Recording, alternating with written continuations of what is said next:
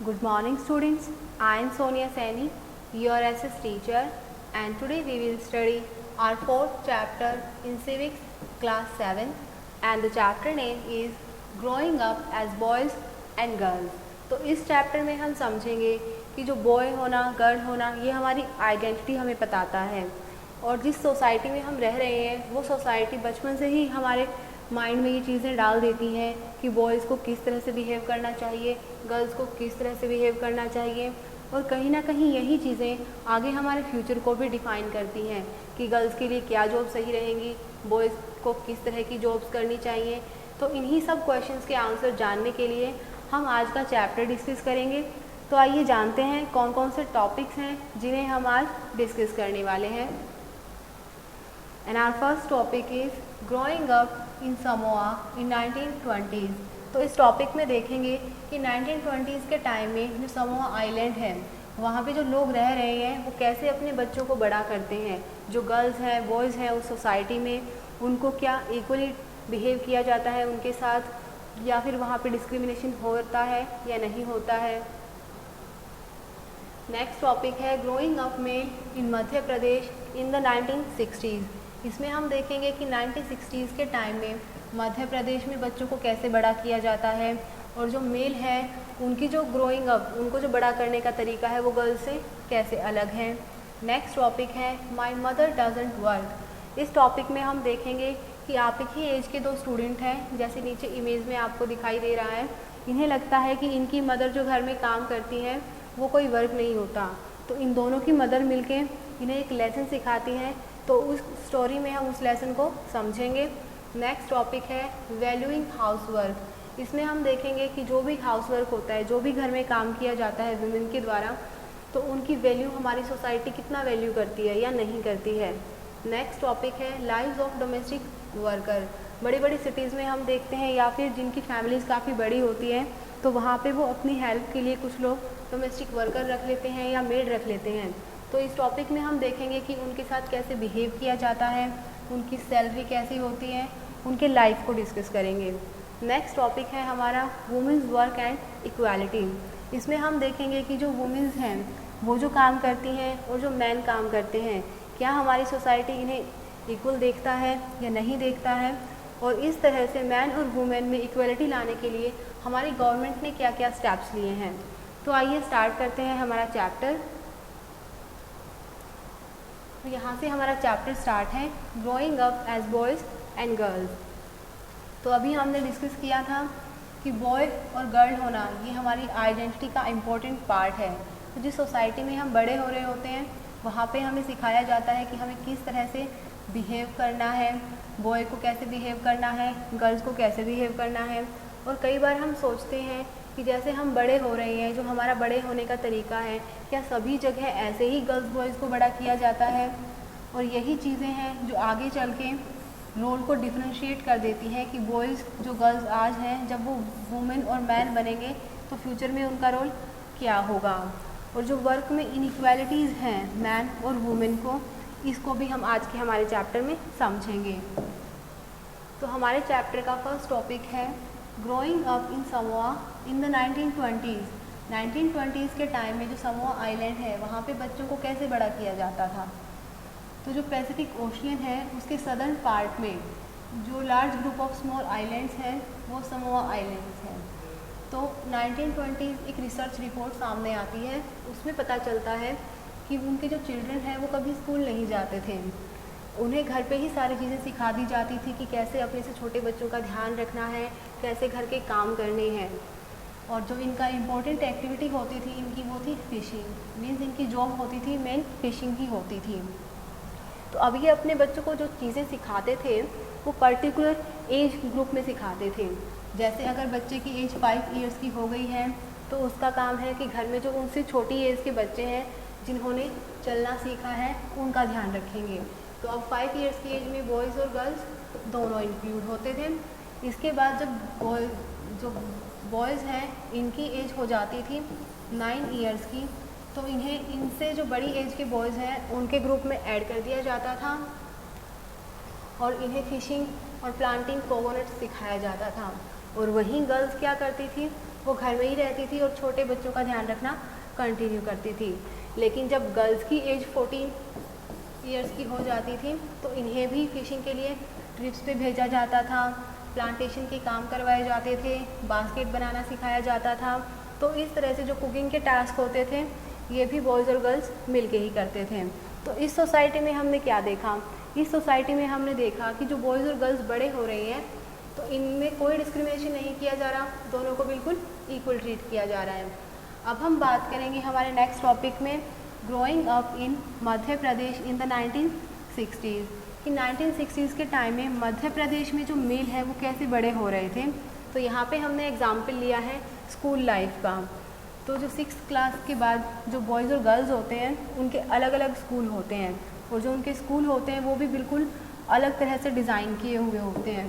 कैसे डिज़ाइन किए होते हैं, जो गर्ल्स के स्कूल होते हैं वो कुछ इस तरह से होते हैं, यहाँ रूम, इस साइड भी रूम, यहाँ रूम, यहाँ बिल्डिंग और ये जो बीच का एरिया है यहाँ पे इनका प्लेग्राउंड होता है। मीन्स पूरी सिक्योरिटी में इनको रखा जाता है, बाहर की दुनिया से बिल्कुल अलग, ताकि इनको सेफ्टी दी जा सके। और अगर वहीं बात करें हम बॉयज़ के स्कूल की, तो बॉयज़ के स्कूल कुछ इस तरह से डिज़ाइन होते थे। ये बिल्डिंग, ये इनका प्लेग्राउंड, स्कूल का गेट। तो इनके लिए पूरा ओपन एरिया होता था, ये कहीं भी आराम से खेल सकते थे, इन्हें उस तरह की बाउंड्रीज़ में नहीं रखा जाता था। और जो गर्ल्स होती थी उनका मोस्टली यही होता था, स्कूल से घर, घर से स्कूल। लेकिन बॉयज़ होते थे वो एक गली से दूसरी गली, तीसरी गली, ऐसे घूमते घुमाते हुए विलेज से स्कूल जाते और फिर घर आते। आफ्टर रीडिंग द 2 एग्जाम्पल्स, तो अब जो हमने ये 2 एग्जाम्पल देखे हैं, we realise that there are many different ways of growing up. तो हमने इन दोनों एग्जाम्पल से देखा, एक तो समोआ ग्रुप वाला देखा और मध्य प्रदेश वाला। इसमें हमने क्या रियलाइज़ किया कि दोनों में अलग अलग तरीक़ों से बच्चों को बड़ा किया जा रहा है। तो ऐसा इसलिए है क्योंकि ये इनके खुद के एक्सपीरियंस हैं। If we talk to the elders in our family, अगर हम हमारी फैमिली में हमारे जो बड़े बुज़ुर्ग हैं उनसे बात करेंगे, we will see that their childhood were probably were different from ours. तो उनका जो बचपन था, जैसे उन्होंने देखा वो अलग था, और जो हमारा बचपन है वो अलग है, जैसे हम बड़े हुए हैं। We also realise that the society make clear distinction between the boys and girls. और हमने ये भी समझा कि जो सोसाइटी है वो क्लियरली डिफ्रेंशिएट कर देती है बिल्कुल कि बॉयज़ को कैसे रखना है, गर्ल्स को कैसे रखना है। तो छोटे छोटे एग्जाम्पल्स हैं, कुछ हैं टॉयज़ दे करके, बॉयज़ को कार्स दी जाती हैं और गर्ल्स को डॉल दी जाती हैं। तो वहीं से डिफ्रेंशिएशन स्टार्ट हो जाता है। और बॉयज़ को कहा जाता है कि आपको हार्ड रहना है, टफ़ रहना है, आप रो नहीं सकते हो। और गर्ल्स को बिल्कुल सॉफ्ट और पोलाइट होना चाहिए। गर्ल्स को कहा जाता है कि आपको इस तरह की पर्टिकुलर ड्रेस वियर करनी है, बॉयज़ किसी भी तरह की ड्रेस वियर करें। तो ये चीज़ें हैं, कहीं ना कहीं जब वो बच्चे बड़े होते हैं, मैन वुमेन बनते हैं, तो उनके रोल को भी डिफ़ाइन करते हैं। Let us look at the how the differences exist in the work done by the man and women। अब हमारा नेक्स्ट टॉपिक डिस्कस करेंगे वही स्टोरी जिसमें हम देखेंगे कि जो वर्क किया जाता है, मैन और वुमेन जो भी काम करते हैं, उसमें हमारी सोसाइटी कैसे उसको अलग अलग तरीके से देखती है। तो इसमें हम स्टोरी डिस्कस करेंगे माई मदर डजंट वर्क। तो आप ही की एज के 2 बच्चे होते हैं, उन्हें लगता है कि उनकी जो मदर है घर में वो काम नहीं करती। तो ये स्टूडेंट है, ये अपनी मम्मा को कहती है कि मम्मा कल हमारा ट्रिप जा रहा है, आज हमारे साथ चलो। तो इसकी मम्मा इसे मना कर देती है कि नहीं बेटा, मुझे बहुत काम है, मेरे पास टाइम नहीं है, मैं नहीं जा पाऊँगी। तो ये जो गर्ल होती है ये कहती है मम्मा हरप्रीत मदर, हरप्रीत की मदर कितनी अच्छी हैं, वो हमेशा हमारे साथ जाती हैं, आप कभी नहीं आते हो। तो फिर ये कहती है कि वो बिल्कुल भी काम नहीं करती हैं। तो ये बात सुन कर के, इस गर्ल की ये बात सुन के इसकी मम्मा कहती हैं आप ऐसे कैसे कह सकते हो कि हरप्रीत की मम्मा काम नहीं करती हैं, वो सारा दिन घर पे रहती हैं, तो वो बहुत काम करती हैं। तो अब ये लेडी क्या करती है, अपनी डॉटर को लेके हरप्रीत के घर चली जाती हैं। तो ये हरप्रीत के फादर हैं और ये हरप्रीत की मदर है। तो ये इस गर्ल की मदर है, ये कहती है इनके हस्बैंड को कि मेरी डॉटर सोचती है कि आपकी वाइफ कुछ काम नहीं करती। तो इतने में ही ये जो हरप्रीत है ये कहता है आंटी सोनाली सही तो कह रही है, मेरी मदर कुछ काम नहीं करती, सारा दिन घर पे ही तो रहती हैं। तो अब ये तो दोनों लेडी मिलकर डिसाइड करते हैं कि हम इन्हें एक लेसन टीच करेंगे और कल से ये जो हरप्रीत की मदर है ये कहती हैं मैं स्ट्राइक पे हूँ, घर का मैं कोई काम नहीं करूँगी, सारे काम होंगे वो आपको अपने आप करने हैं। तो दोनों बच्चे बड़ा खुश हो जाते हैं कि हम इंजॉय करेंगे, पापा के साथ काम करेंगे। तो अगली सुबह क्या होता है 7:30 AM। तो ये जो सरदार जी हैं जल्दी जल्दी में उठते हैं, कहते हैं मेरा ब्रेकफास्ट कहाँ है। तो फिर ये जो लेडी है हरप्रीत की मदर ये इन्हें याद दिलाती हैं कि मैं तो आज स्ट्राइक पे हूँ, कल डिसाइड हुआ था। तो इतने में ही बच्चों की स्कूल बस आ जाती है। तो वो देखते हैं तो कुछ रेडी भी नहीं होता है। तो इस तरह से बिल्कुल हड़बड़ी में सुबह सुबह सारे काम करते हैं। इनफैक्ट बच्चों को लंच भी नहीं दिया होता है, उन्हें अमाउंट दे दी जाती है कि आप स्कूल से कुछ परचेज़ करके खा लेना। और ऐसे ही जब वो शाम को लौट के घर आते हैं तो घर में बिल्कुल सारा सामान इधर उधर होता है। तो ये देख के जो उसके हस्बैंड हैं वो कहते हैं कि ये ऐसे कैसे है।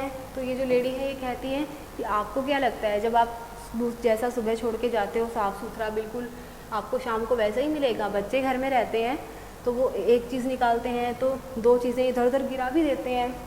और फिर ये मन ही मन सोचती हैं अभी तो मैंने आपको ये नहीं बताया कि चाचा चाची भी हमारे घर में आने वाले हैं डिनर के लिए।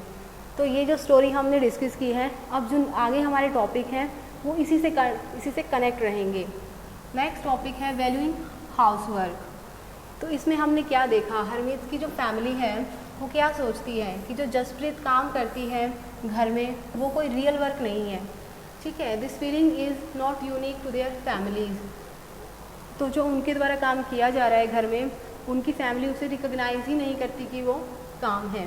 और ये सिर्फ उनकी फैमिली की बात नहीं है, अक्रॉस द वर्ल्ड पूरी दुनिया में जब हम देखेंगे the main responsibility for the house work and care giving task like looking after the family. तो जितने भी टास्क होते हैं घर की रिस्पॉन्सिबिलिटी वाले या बड़े बुजुर्ग हैं घर में उनका ध्यान रखना, फैमिली में कोई बीमार हो जाता है सिक मेंबर्स उनका ध्यान रखना, बच्चों का ध्यान रखना, ये सब किसके ऊपर आती हैं, ये सब आती हैं वुमेन के ऊपर। अब इनके ऊपर क्यों आती हैं, एक तो ये इतना काम करते हैं और ऊपर से इनके वर्क को रिकॉग्नाइज भी नहीं किया जाता कि ये वर्क है। और ऐसा इसलिए समझा जाता है कि ये तो नेचुरली है कि आप वुमेन हो तो आपको ये तो करना ही करना है। तो इससे क्या हो रहा है, इसके साथ ना तो इन्हें कुछ अमाउंट भी पे की जाती और ऊपर से इनके जो वर्क को क्या किया जा रहा है, डिवैल्यू किया जा रहा है। नेक्स्ट टॉपिक है हमारा लाइव्स ऑफ डोमेस्टिक वर्कर। इसमें हम देखेंगे कि जो डोमेस्टिक वर्कर्स हैं उनकी लाइफ कैसी है। तो अभी जो हमने ऊपर स्टोरी डिस्कस की, इसमें जो Harpreet mother was not the only one who did the house work. Harpreet की मदर ही नहीं थी जो सिर्फ घर का काम करती हैं। तो घर में बहुत सा काम होता है, तो बड़ी बड़ी सिटीज़ में लोग क्या करते हैं, मेड को रख लेते हैं, डोमेस्टिक हेल्पर को रख लेते हैं। तो ऐसे ही बड़ी बड़ी सिटीज़ में रखते हैं और जबकि ये लोग कितना काम करते हैं, स्वीपिंग का काम करते हैं, क्लीनिंग का, वॉशिंग का, क्लोथ्स एंड डिशेस, कुकिंग, और जो छोटे बच्चे होते हैं उनका ध्यान रखते हैं। तो ये बहुत सारा काम करते हैं घर में। सुबह से मॉर्निंग से इनका काम स्टार्ट होता है और टिल मिडनाइट तक इनका काम चलता रहता है। बावजूद इसके इन्हें एक तो बहुत कम सैलरी मिलती है और ऊपर से इनके साथ रिस्पेक्टफुल बिहेवियर भी नहीं किया जाता। तो अब नीचे एक एग्जाम्पल हम डिस्कस करेंगे मिलानी का। इसमें है ये दिल्ली में जॉब करती है। तो ये कहती है कि जो my first job was with the rich family that lived in 3-story house. इनकी जो फर्स्ट जॉब थी वो एक ऐसे परिवार में की थी जो 3 मंजिला घर में रहती थी। वो काफ़ी रिच थे और जो मालिनी है इसकी, इनके अलावा वहाँ पे 2 और हेल्पर रखे हुए थे जो और घर का काम करती थी। ये तीनों सारा दिन कंटिन्यू लगे रहते थे, एक साथ बिना सांस लिए काम करते रहते थे। फिर भी इन्हें खाने के लिए सिर्फ 1 कप चाय और 2 सूखी रोटी दी जाती थी और जो 3rd चपाती अगर इन्हें चाहिए होती थी खाने के लिए वो कभी नहीं मिलती थी। और इतना फिज़िकल वर्क करते थे घर में, सारा दिन काम करना, तो कई बार इन्हें बहुत ज़्यादा भूख भी लग जाती थी और ये छुपते छुपाते थोड़ा बहुत एक आधी चपाती एक्स्ट्रा ले लेते थे। In fact what we commonly terms as house work actually involves many different task. अगर हम हाउस वर्क की बात करते हैं एक्चुअल में तो बहुत सारे टास्क इंक्लूड होते हैं। And number of these task require heavy physical work. और कुछ काम तो ऐसे होते हैं जिनमें बहुत ज़्यादा फिजिकल वर्क की रिक्वायरमेंट होती है। अगर हम बात करते हैं both rural and urban areas, women and girls have to fetch water. जहाँ पे पानी नहीं आ रहा होता तो उन्हें दूर एरियाज से पानी भी लाना पड़ता है। भारी सामान उठाना पड़ता है, फायरवुड, और जो इस तरह के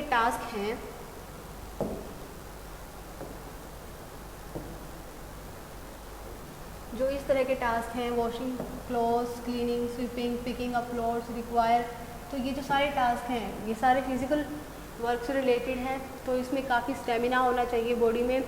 तो हम नहीं कह सकते कि जो मैन वर्क करते हैं वो ज़्यादा इम्पोर्टेंट होता है और जो विमेन है वो बिल्कुल भी लोड वाला वर्क नहीं करती, इनफैक्ट वो उससे ज़्यादा वर्क करती हैं। Another aspect of the house work and care giving that we don't recognise is that is a very time consuming, और ऊपर से घर में जितना काम करते हैं वो ज़्यादा टाइम कंज्यूमिंग वाला होता है। Women's work and equality, as we have seen the low value attached to the women's household and caring work is not an individual और फैमिली मैटर। जैसा अभी हमने ऊपर देखा कि जो भी महिलाएं घर में काम कर रही हैं अब, और घर में जो भी ध्यान देने वाला काम है, बड़ों बुज़ुर्गों की देखभाल करना, तो ये सिर्फ किसी एक इंडिविजुअल या एक फैमिली की प्रॉब्लम नहीं है, ये एक पूरा सिस्टम है। It is a part of larger system of inequality between the man and women. ये एक पूरा सिस्टम है जो भेदभाव को बताता है महिलाओं और पुरुष में। It has to deal with through the actions not just as the level of individual, और अगर हमें इसे संभालना है, इसके साथ कुछ डील करना है, उनके अगेंस्ट एक्शन लेने हैं, तो कोई इंडिविजुअल या कोई फैमिली नहीं ले सकती। इसके अगेंस्ट अगर किसी को स्टेप लेना है तो वो है हमारी गवर्नमेंट। और ऐसा जैसे हमें पता है equality is an the important principle of our Indian constitution, तो ये जो इक्वालिटी है हमारे कॉन्स्टिट्यूशन का इम्पोर्टेंट प्रिंसिपल है। तो इसी चीज़ को मेंटेन करने फिर भी हम क्या देखते हैं, in the reality inequality between the sexes exist, तो जेंडर में जो इनइक्वालिटी होती है वो कहीं ना कहीं आज भी एग्जिस्ट करती हैं। और गवर्नमेंट ने इन्हीं चीज़ों को समझते हुए कुछ पॉजिटिव स्टेप्स लिए हैं इस तरह की सिचुएशन को ठीक करने के लिए। गवर्नमेंट ने समझा है कि घर में देखभाल वाले काम करना, घर के काम करने का सारा बर्डन किस पे आता है, गर्ल्स और विमेंस पे आता है। तो इस चीज़ को सॉर्ट आउट करने के लिए गवर्नमेंट ने बहुत से आंगनवाड़ी और चाइल्ड केयर सेंटर इस्टेब्लिश किए हैं कंट्री के हर विलेज में। The government has pass the law, और ऐसा लॉ पास किया है कि जिस ऑर्गेनाइजेशन में 30 से ज़्यादा विमेन एम्प्लॉय हैं, उनको क्रैश फैसिलिटीज़ प्रोवाइड की जाएगी। अब इन क्रैश फैसिलिटीज़ से क्या हुआ कि ज़्यादा से ज़्यादा वुमेन घर से बाहर आने लगी, जॉब करने लगी, और गर्ल्स स्कूल अटेंड करने लगी। तो स्टूडेंट्स, ये था हमारा चैप्टर 4। आइए देखते हैं आज के चैप्टर में हमने क्या क्या डिस्कस किया है।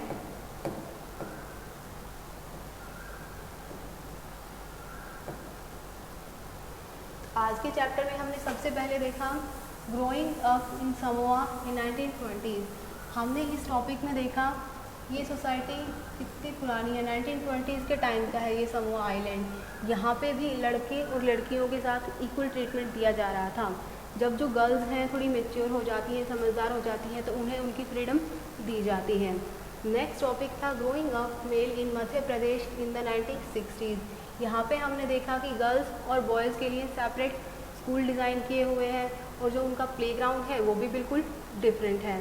माई मदर डजंट वर्क, इसमें हमने स्टोरी देखी 2 स्टूडेंट्स की, सोनाली एंड हरप्रीत, कि कैसे ये अपनी मदर के काम को रिकॉग्नाइज़ नहीं करते हैं। जो एक हाउस वाइफ हैं, सारा घर का काम करती हैं, फिर भी उनके काम को वैल्यू नहीं मिलती है। वैल्यूइंग द हाउस वर्क, और ये जो प्रॉब्लम है हाउस वर्क को वैल्यू ना देना, ये किसी एक फैमिली या एक इंडिविजुअल की बात नहीं है, ये पूरे वर्ल्ड में ही ऐसे होता है कि जो भी काम होता है यही कंसिडर किया जाता है कि सिर्फ वुमेन ही करेंगी घर के काम, और अगर फैमिली में कोई मेंबर बीमार हो जाता है तो उनका ध्यान रखना है, छोटे बच्चों का ध्यान रखना है, तो नेचुरली ये चीज़ आती है कि वुमेन ही करेंगी। तो इस तरह से वो एक तो ये चीज़ें करती हैं और ऊपर से इनके काम को वैल्यू भी नहीं मिलती। Lives of the domestic workers, तो कुछ फैमिलीज़ अपनी हेल्प के लिए डोमेस्टिक वर्कर रख लेते हैं, मेड रख लेते हैं। वो भी क्या काम करते हैं, वो भी बहुत फिजिकल वर्क करते हैं, कंटिन्यूस लगे रहते हैं काम करने। मॉर्निंग 5 AM से लेकर के टिल मिडनाइट तक काम करते हैं, फिर भी उनको अच्छी सैलरी नहीं मिलती, उनके साथ रिस्पेक्टफुल बिहेव नहीं किया जाता। इस टॉपिक में हमने देखा वुमेन्स वर्क एंड इक्वालिटी में कि कैसे पूरे वर्ल्ड में यही चीज़ हो रही है, वुमेन के काम को मैन के काम के इक्वल नहीं समझा जा रहा है। और यही चीज़ करने के लिए कि वुमेन ज़्यादा से ज़्यादा घर से बाहर निकले, एम्प्लॉयमेंट देने के लिए गवर्नमेंट ने स्टेप उठाए हैं, आंगनवाड़ी स्टार्ट की हैं और चाइल्ड केयर सेंटर्स ओपन किए हैं। और जिन ऑर्गेनाइजेशन में वुमेन्स जो 30 से ज़्यादा हैं वहाँ पे काम कर रही हैं, उनको क्रैश फैसिलिटी भी प्रोवाइड करवाई हैं। तो स्टूडेंट्स, आई होप आपको चैप्टर समझ आया होगा। फिर भी आपको कोई डाउट है तो आप मुझसे पूछ सकते हैं।